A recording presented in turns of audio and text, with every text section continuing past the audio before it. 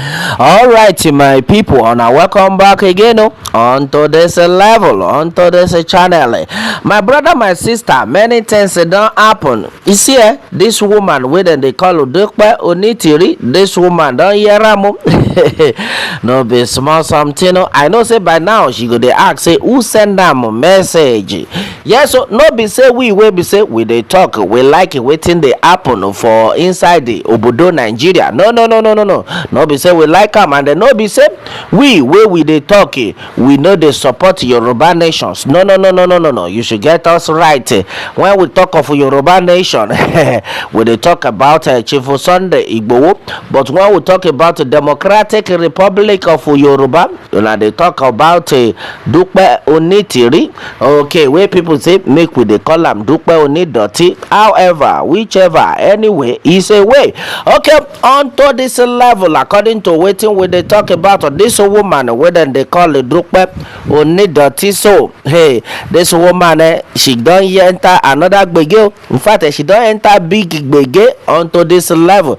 Now, with the news where they reach us, I think when they see this picture, this a fine house. They say na this woman and I ain't get am. Now she get this house for Ibadan. Okay, now this woman, every activity we be say then they do to take dabaru the movement. Now say they say now for this house. Now him then they do the meeting.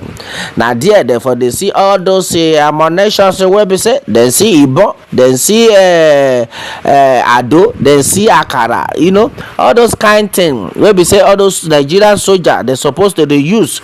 Now him they can't see for these people, and on to say waiting they won't use them do. Onto the next level, they still see plenty cutlass and the torchlight. They can't even see plenty army uniform inside the compound. This compound where now they see. But what it can happen? The thing we can happen now be say the government of Oyo State will be say they carry themselves go say they want hijack it. The government can say make them destroy this house. In fact, as you dey talk now, this house now you don't dey for grand. Everything you don't turn to sand. Everything where you dey say, you dey see wetin dey happen. The Yorubas you go say any aweful obaje ogbo. Any away for Obaje Ogba. Now him, they don't tell this woman they cooperate with the only one person will be Chief Sunday. But maybe by now the Yoruba nation for don't they actualize, but no, because of Ilara, this woman come out and say no, she must get her own. And now what you call the surprise everybody now be say this woman get plenty followers. Where be say she the deceive all of them, and all of them still they believe him. Now, with waiting they reach us now, they said the edifice where Mrs. Modupe Onitiri Abiola declared Yoruba land to be an independent nation was raised by the Oyo State administration yesterday. If they say something, they raise them, meaning they put them for fire, then destroy everything down. My brother, my sister, no be small something. Now, they can say the multi-story skyscraper is situated in Ibadan, Oluyole neighborhood. A widely shared video indicated that the house was demolished when security personnel noticed it was also being used as an armory. Well, according to opinion in Nigeria, she filmed the show there, went outside, and then posted it to social media. Well, they can say according to our source who requested to remain anonymous, the suspect on the run has been storing firearms, boot, camouflage outfit, and other goods in one of the basement rooms. Okay, now the contact said the building has apparently been seized, say meaning the governor for your state don't collect the building, and now even though no one could verify this, yes, and now all the neighbors around the night scene while the demolition was going on, say they no even see am, say make it come and say why and I go dey destroy my house, why and I go dey spoil my house. Say the woman itself, she don't run, she no even show face. You can imagine. This is to tell you say these people waiting they do, they know say na bad thing. Why they no wait if it's sure for them? Okay, now they can't say hanging around the house were security personnel and people executing the demolition order.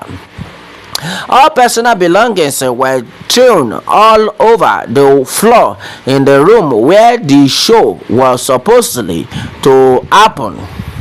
Now, while some of the building remained intact, the most of it was entirely destroyed. No, police now don't catch 29 of them. They don't say they go carry them go court. Now they don't even carry them go court now as we they talk. Meanwhile, the con said the 29 suspected members of the Yoruba nation arrested in connection with a last Saturday's invasion of the Oyo State House of Assembly and the governor's office were yesterday arraigned in court. Okay, now my people, the con talk said the suspect, meaning all these people with them catch it, then they stand trial before the magistrate court. In fact, they call on the chief magistrate court for their involvement in the invasion, which reported the peace, which ruptured the peace of Ibadan metropolis and its environs.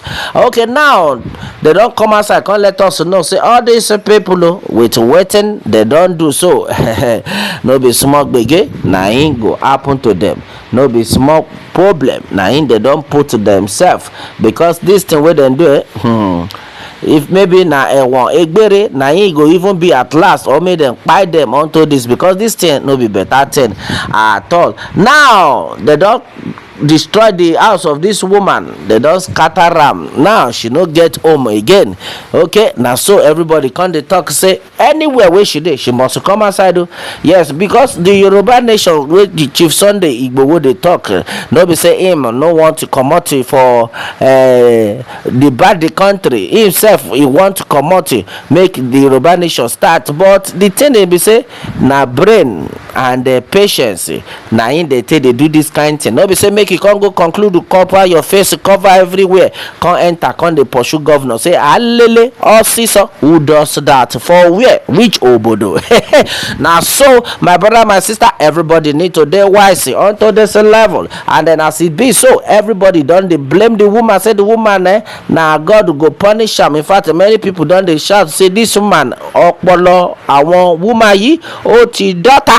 Now so people come dey talk say wetin go even make you carry yourself say you wan collect a country, wetin dey happen? So wetin you come make the president, where you wan make you go, where you wan make all the governors go? Now tell us. Now so people come dey ask this woman, the woman come dey look like moron.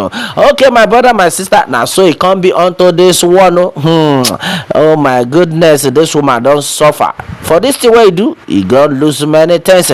All right, no be small something unto this one. If not your first time be this, where be say you dey join us on this channel, I beg make you try to share, make you try to subscribe, and God will continue to dey bless you even as you dey like our video. You understand? Now so it can be unto this one. Until I come on our way next time, I say on a bye for now.